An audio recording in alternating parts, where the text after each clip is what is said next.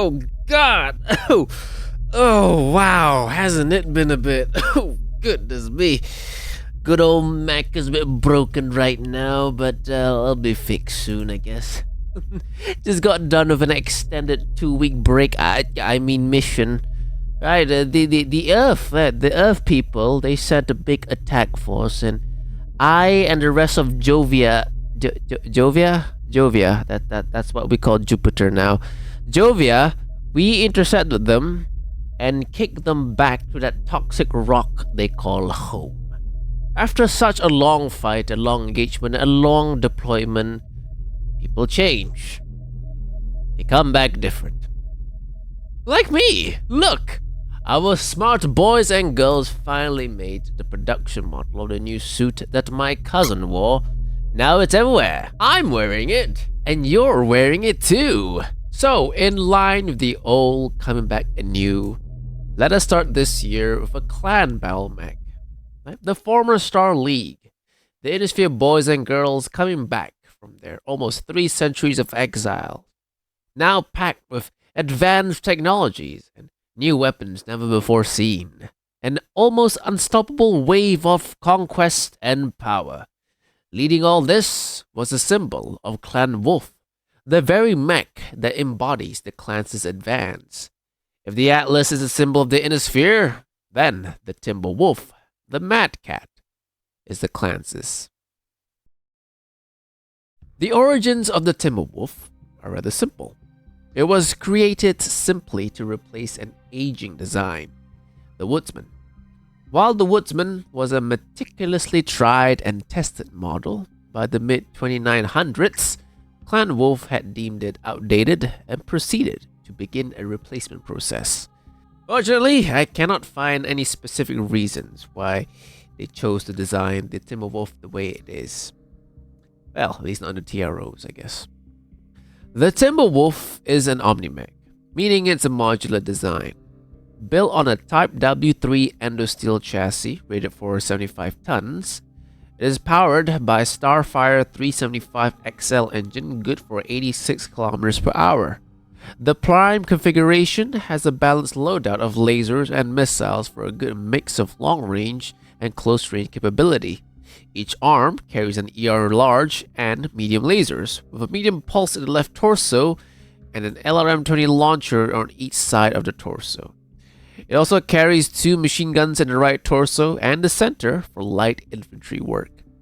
The mech has 15 built-in double heat sinks, with 2 extra installed for this configuration, for a total of 17. Communications is through the Han Series Type 2C. Targeting is done with the Series 3 OPT, and protecting all these systems is 12 tons of composite A2 ferrofibers armor. The specific Series 3 OPT targeting computer of the Timberwolf has been designed with medium-range combat in mind. The mech is considerably more accurate when the target is within that range bracket. However, for some reason, its head has slightly thinner armoring than the usual mech. Is this like a clan thing where the pilot knows that they have like a high chance of kicking the bucket, so they fight harder? Well, I wouldn't be surprised if it is. 14! That's the number of standard configurations the Timberwolf has. Now, for those who don't know, configurations is like an omni-mech thing. It's an omni-mech term where they simply swap the weapons and heat sinks, usually, to match specific battlefield needs. Unlike variants on normal mechs, where each variant is like a separate, usually factory-built model for the most part, right? The core DNA of the Omni-Mech, like the armor, engine, chassis, and gyro, like those things stays the same across all configurations. The only difference being, again, like the number of weapons and heat sinks, usually. The first config, the A. The A carries 5 extra heat sinks for a total of 20 to cool down 2 PPCs, 3 medium pulse lasers, an ER small, and an SRM-6. This is more of a direct long-range fire configuration rather than a general one. The B gets rid of all extra double heat sinks for the base 15. This configuration carries less missiles and more ballistic weapons compared to the Prime, so the heat generator is lower. Both lasers on the right arm were replaced with a Gauss rifle, with the left now carrying a large and a small pulse. Both LRM-20s were replaced with more accurate Artemis-equipped LRM-10 and SRM-4. The C config is similar to the B, but with two ER large lasers on the left arm and an Ultra AC-5 on the right. An LRM-15 is fitted in each torso, with the left side carrying AMS. In the center torso also lies an ER medium. With the C, you can provide a slightly longer missile support, and by longer I mean like the time duration, not range. Because this has LRM-15s instead of 20s, and 15s they carry, or at least they're able to shoot for far longer time compared to 20s. Following C is of course the D. Again, similar to the B, with no extra heat sinks, the D could be called the first close-range variant, as it carries 4 Streak SRM-6s. It still has potent range capabilities by carrying an ER PPC in each arm. For targets that the Streak system can't lock onto, the D can fire the single ER small in the center of its torso. The E configuration mounts the then new Advanced Tactical Missile System. Now, this weapon comes equipped with an integral Artemis fire control system and gives the pilot an option of 3 missile types: Standard, ER, and HE. Basically medium, long, and close-range missiles with different damage outputs. Standard is like the medium, does like 2 damage. ER has more range but less damage. HE has less range but more damage. It carries an ATM-9 instead of LRM-20s, an AR large in each arm, and a light tag in the center. It has the same number of double heat sinks as the Prime at 17. The AF config is actually the Prime config, the machine guns and medium pulse replaced with Gauss rifles and an ER medium. That's it. H comes after F, and this is the first one not designed by Clan Wolf, but by Hell's Horses. Hell's Horses gave it 3 extra heat sinks for a total of 18. This is an attempt to cool down the 2 heavy large lasers it carries in its arms. Heavy lasers is it's basically like a roided version of like the standard laser. Right? It has more damage at the expense of heat and accuracy. Beyond that though, the H is similar to the Prime, with Artemis guiding the LRM-20s and a single ER small for close range defense. Right, that's the halfway point. Let's move on to the next one, the M. The M only gives the Timberwolf 1 extra heat sink. The rest of its free weight goes to an ER PPC on each arm, 4 LRM-5s, which is basically just 2 LRM-10s, but it's actually a ton lighter. You think 4 LRM-5s would have the same weight as 2 LRM-10s, but no, it's actually a ton lighter. I guess it's like a numbers thing. I guess, and it's just I'm not sure. It's just like, since weight is usually, actually it's not. I was gonna say it's usually like. Actually, it is kind of. The weight is divided or up in increments of like 0.5, so I guess it can't really do much of that. Maybe. I'm not sure. But anyway, it carries 4 LRM-5s, which allows it to target like 4 different targets. You could do that. Probably not a good idea, but you could do that compared to like 2 targets of LRM-10s. But anyway, it also carries a large pulse and a heavy flamer. You thought fire was hot? Well, here's a bigger fire. N comes after M. I know, it's a huge revelation. We've all been lied to this whole time. M, or N even, comes after M. Who knew? Still sticking with 16 double heat sinks, the N looks to be some kind of anti-infantry variant because it sports 4 machine guns and a pair of medium pulse lasers. It of course still retains its long range capabilities just like any other config, with 2 ERPPCs and 2 LRM-15s. The 16 double heat sinks tradition continues into the S configuration, while also bringing in new abilities. The S is the first Timberwolf capable of jumping. 5 jump jet pods were installed in its torso, allowing it to fly 150 meters in a chosen direction.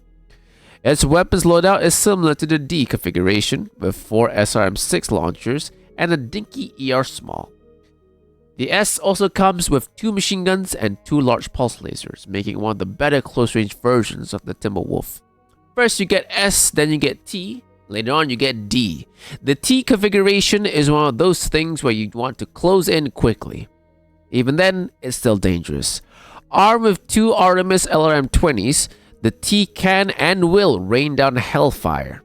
When you encounter an LRM-20, a good tactic, or at least what I think is a good tactic, is to just get close, because then it won't be able to hit you because of the minimum range. I mean, it still can hit you, but the chances are extremely low. I mean, not extremely, but it's a lot lower because of the minimum, what do you call that, arming range that LRMs have. But were you to do that with this one, yes, you've escaped the 40 missiles, but then you have to contend with 2 improved heavy medium lasers, 2 ER mediums, 2 small lasers, and a single small pulse. This thing is a trap master, right? You're not safe at any distance, right? You think you're safe from all those pulses at a distance? No, you're not. You're gonna get shot by 40 missiles. Get close to escape the 40 missiles, where you got all these lasers you gotta contend with now. So it's quite dangerous, this thing, all around. Other than that, you get 2 extra heat sinks for a total of 17. Now, if you think you move on from the T to the next letter, you would be wrong. There is another T configuration, the TC, or Temporary Configuration. By the Battle of Tukaid, the Inosphere Coalition had figured out a method to counter the clan's superiority in weapon range. Because they could not produce weapons with matching capabilities, the Inosphere resorted to rushing their forces into close combat, where the balance of power was a lot more closer. To counter this, Ilkhan Ulrich Kerensky ordered his wolf forces to outfit their mechs for close-range combat.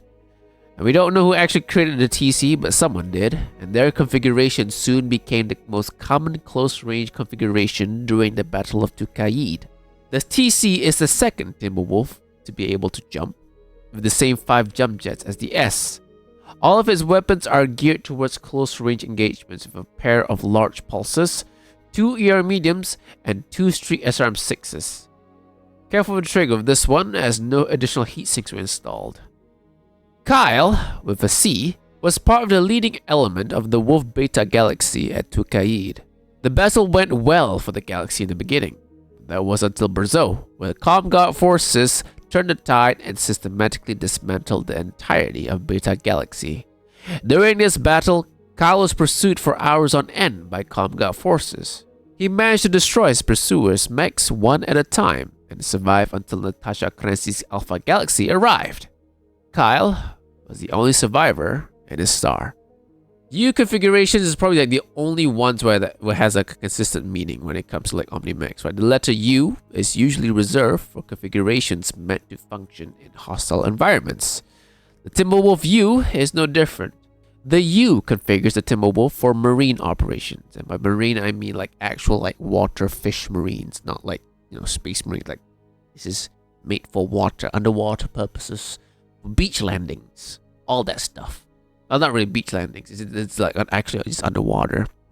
Gaining a single extra heat sink, the U installs 4 UMU units, or underwater maneuvering units. It's basically underwater jump jets. Underwater jump jets that allow the mech to swim. Weapons are mostly non-ballistic because, as you know, bullets don't really travel well underwater.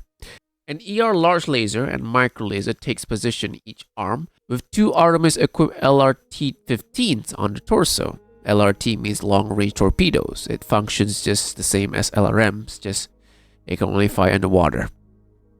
In the event of a water breach, the mech's torso will be the only section of its body to be completely fine, as it is sealed with hard gel. W comes next, and it is another close-range variant. With the supercharger installed, the mech can reach 108 kilometers per hour. Timberwolf running at 108 kilometers per hour, that is actually kind of scary. Once it's closed in, it will unleash its Ultra AC-20, yeah, this thing is scary, into whoever did not manage to get away in time. Other weapons include 2 Streak SRM-6s and 2 ER mediums. The W doesn't get any extra heat sinks, but it's not too bad compared to the rest. At full usage, it only exceeds 2 levels of heat, which is more than manageable for even the greenest of pilots. Well, it should be, at least. Finally, we come to the final letter of the alphabet, Z, or Z. Now, this thing is a bit funky, because it carries something I've never heard of. This configuration was created by the Society, The Society is a secret faction of disgruntled clan scientists and engineers who are fed up with the whole warrior society thing. They aim to reform the clans to be more technocratic, to be more science-based, to have the smart people lead the way, not these unga bunga. I'm a buff dude with a giant metal stick guys, Since these guys are generally not fighters and they recruit from like cast-outs, they rely on technological supremacy over skill. The Z or Z doesn't get any extra heat sinks. It carries 2 improved Advanced Tactical Missile 9s, which is a technology based on a streak system. It also carries a pair of ER large lasers and ER medium pulsers and something called a Nova CEWS, Nova Combined Electronic Warfare System. Now, from my understanding, this system is like a hybrid of C3, Active Probe, and ECM, which can also link up with other Nova CWSs like on the go, because C3 you need to link it before the battle. This Nova thing, while in battle, you as long as the other one also has a Nova, you can just link it on the go. So if you forgot to link it before the battle, you can be like, by the end of turn 1, you remember it, so you can just link it now. It's pretty cool. The improved targeting systems are to offset the general lower quality of pilots society employs. While it is only prevalent in one clan, the Timberwolf is arguably the face of the clans. The mech was the first Omni-Mech the Innisphere ever encountered. The mech was at the forefront of most pivotal battles in history. Where the clans exist, a Timberwolf is somewhere close by. The Timberwolf first appeared in 2945 with the 4th Wolf Guards while defending oil fields on the planet of Priory against Clan Seafox, later Diamond Shark, then again Seafox. 2 trinaries, mostly consisting of the new mechs, completely decimated the Seafox's 30th cruiser cluster. Since their debut, many clans have tried to acquire the new Omni-Mech design through many trials and possessions, with most, if not all, failing. Clan Wolf guarded their powerful design with everything they had. If a Timberwolf was at risk, then Wolf Clanners would just go that extra mile so that it would not fall into the hands of outsiders. Even to the present time, no other clan has been able to secure the design plans. The best they, and even the Innisphere, could do was either to recover them as battlefield salvage, like how the Bounty Hunter gained his, or replicate the design of their own copies, such as Seafox's Mad Cat Mark II and the Davion Rakshasha. Now, you may be wondering, hey Zudan, you twink! Seriously, I realized I look, I came to realize I look a lot more twinky now. Like, this was not the plan, this was not my intention. I thought this thing was called the this is how you sound like, called the Mad Cat. Why in God's green earth's name are you calling it the Timberwolf? That's not the name, that's not the right name, isn't it? Both names are correct. The Timberwolf is his actual name. The Mad Cat is the Innisphere's name for it. That was made up by Comstar. When they first encountered the Timberwolf, Innisphere computers could not make their minds up as to what it was. But when scanned, targeting computers would rapidly switch from Marauder and Catapult. Mad Cat. Get it? So until they discovered the actual name of the Timberwolf, the Innisphere called it a Mad Cat. They still call it to this day, actually. Hell, even Clan Seafox has joined in on that bandwagon with the Mad Cat Mark II, 3, and 4. In modern times, Timberwolf remains Clan Wolf's, and to an extent, the clan's most prominent mech. That's the first one for this year. Woo! I am back, looking a bit different. Yes. Hi, how you guys doing? This is the same person. May look a bit different, but I guarantee you, I am the same guy. The voice probably helps. Look! I got a helmet, man. I look so cool with this helmet. It's a lot more bigger now, a lot more less, what do you call it? It's a lot more protective. As you can see, it looks a lot thicker because it is thicker. It's thicker to protect the head, but when you hit the head on whatever. I don't know why they decided to put the pipes on the outside though, but I like the aesthetic. There's that. But yeah, this is my new look. Let's compare this. Compare it to what do you call that? My old one. Yeah, I literally just came to realize this like after I was done rigging it and I saw it start moving. I look like a twink now. Like that was not my intention. I actually didn't think that that was how. I thought it looked cool when I drew it. Right. I use like this is my this art style is like my attempt to kind of emulate the Gundam Thunderbolts' art style. Not exactly. I mean, evidently, it's not one to one. Like this picture of Daryl right here. This is the reference I used to draw my face, my new face. Where's my face? But yeah, there's that. That's where this whole thing comes from. But anyway, back to this thing. The Timberwolf or Mad Cat. While I don't have any experience with it, I don't really use it. Again, I'm not really a clan guy, so I don't really use clan stuff. I mean, it doesn't help that clan stuff tend to be expensive because they don't sell it to the Innisphere. So trying to get clan stuff is very hard. So that doesn't help. But yeah, I don't really have any experience with this thing. But I have faced them, and every time I face them, I get the same dreaded feeling as when I see an Atlas or like a king crab. You know, I see a Mad Cat, and I immediately go, "Oh shit, I'm gonna die." I gotta be careful. So yeah, the what and its reputation precedes itself, right? Even when someone that's not entirely familiar. I mean, I am familiar with it. I just don't use it.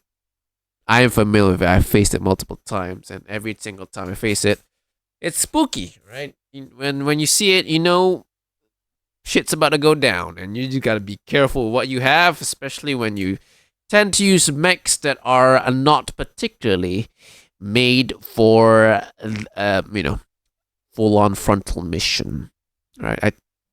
Yeah, for like pound to pound fighting. If you like me, most of my mechs, or at least in my Capellan campaign, most of them are like snipers, and they don't really do well in like close range fighting. So yeah, that's not fun when that happens. Guys, good to be back. Actually, like I got the script done pretty quickly, so I was eager to be back. Maybe 2 weeks was a bit too long, but I would be lying if I said I did not enjoy my 2 weeks. So who knows? Maybe I'll take another 2 week break in like next week. I don't know. No, I won't do that. But yeah, that's that. That has been the Timberwolf or Mad Cat, which one ever you prefer to call. I probably still call it Mad Cat because I'm an Innisphere boy. I am fully Innisphere, right? Timberwolf, what's that? I only know the Mad Cat. That's it for this week's briefing, pilots. It's good to see every single one of you again. If you'd like to see more of this, then please do. If you subscribe to Jupiter Fleet, yeah, we need more pilots. Every pilot counts. Let's see if we can get to 2,000 this year. Who knows? Maybe even more than that. I don't know, man. Growth. Yeah, it's a thing that happens. Occasionally happens in this channel. Who knows? Maybe we can get 2,000. Maybe a couple. Maybe even 3,000. Maybe even more. Who knows? Probably not. Probably will stay in the thousands. But if you'd like to see more of mech-related stuff, I usually do that, then please join the Jupiter Fleet. We need more pilots. More pilots so we can finally get to Earth noise, right? You get to Earth and fucking get rid of them. But if you're not willing to join the fleet, because, it's a military organization, and military life is quite dangerous. It's quite spooky. So it's understandable that you might be a little bit of a pussy to you might be a bit of a pussy to actually join the fleet. So that's understandable, right? That's understandable fear. So if you're not willing to join the fleet, you can just click the like and leave a comment. So that will boost the algorithm that then it might just attract more braver pilots, more pilots braver than you. Hmm. Yeah, you're a special one. This is this is not gonna. I'm not this mean. I'm usually not. I'm usually not this mean. I tend to be. I'm usually a very nice guy. I'm sorry for calling you a pussy, man. That's not me. That's just my kayfabe. It's infecting my actual personality. You can join my Discord. You can know me a lot more better in the Discord if you wanna. You can actually see the real me, which is not too different. I don't know, man. You might get to know me better if you join the Discord, or you can get to know your fellow Jovians in the Discord. They got plenty of them. We can talk, we share art, share memes. Usually we should just share memes, really. That's what we do. Training sessions, your simulations, yeah, don't lag on that. Don't lag on those things. I don't, right? 5 times a week, I stream my gaming. I mean my training sessions, like my training simulations. I stream them so that people you can watch it and you can learn and you can apply that to your own skill set. Become a better pilot. Glory to the Jupiter colony. Glory to my fellow Jovians and almost of importantly, the Jupiter fleet. Take care. Fuck those Earthnoids. Kill them. But remember, as you hunt those pesky, toxic, breathing nerds, remember to not get hurt, especially not die.